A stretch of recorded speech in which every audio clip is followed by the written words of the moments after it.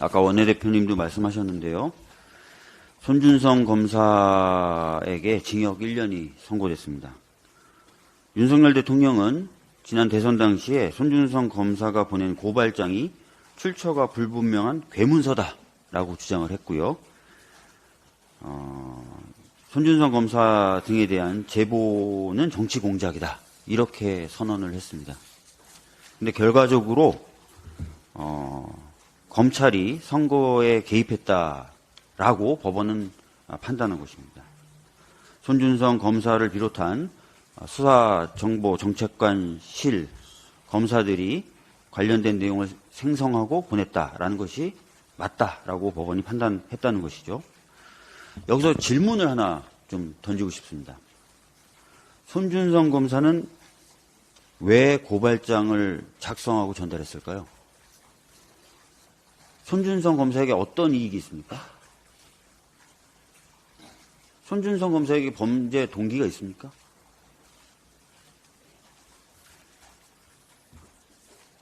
아니죠. 손준성 검사에게 특별한 이익이 생기거나 손준성 검사에게 범죄 동기가 없습니다.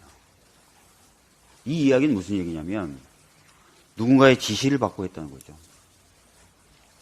누가 지시했을까요? 기자분들 다 답 아시죠? 수사정보정책관실은 검찰총장 말만 듣습니다. 제가 국감에서도 확인했죠. 검찰총장 말만 듣는 조직입니다. 그리고 수사정보정책관실에 속해 있는 검사 그리고 이 행위를 직접 한 손준성에겐 아무런 범죄를 통해서 얻을 수 있는 이익이 없습니다.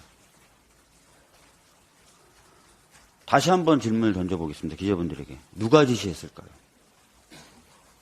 그 고발장에 보면 고발 대상이 누군가에게 피해를 입히고 있다고 적시가 되어 있어요. 그래서 그 사람들이 피해를 보고 있다라고 하면서 고발장에 작성되어 있어요.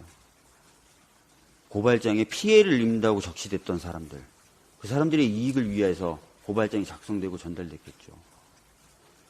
기자분들이 내용을 한번 확인하시고 기사 작성에 참고해 주셨으면 좋겠습니다. 검찰이 사유화됐던 겁니다. 그리고 검찰이 정치에 개입했던 거고 선거에 개입했던 겁니다. 굉장한 국기문란 사건입니다. 그 당시 이 상황에 대해서 책임을 져야 됐던 사람들 꼭 단죄돼야 된다고 다시 한번 말씀드리겠습니다.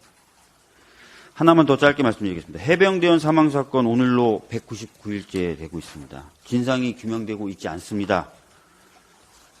그런데 최근에 여러 가지 보도가 나오고 있는데요. 그중에는 경북경찰청에 이첩됐던 최초의 사건 기록이 군검찰로 다시 회수되는 과정에서 대통령실이 조율했다라는 그런 내용의 보도도 있습니다. 대통령실, 국방부 등의 외압 정황이 점점 뚜렷해지고 있는 겁니다. 실체가 명확하게 밝혀져야 됩니다. 국정조사 필요합니다. 상황이 이렇게까지 치닫고 있는데 국정조사 하나 못하고 있는 국회, 제대로 된 역할을 못하고 있다고 봅니다. 김진표 의장님 결단해 주십시오.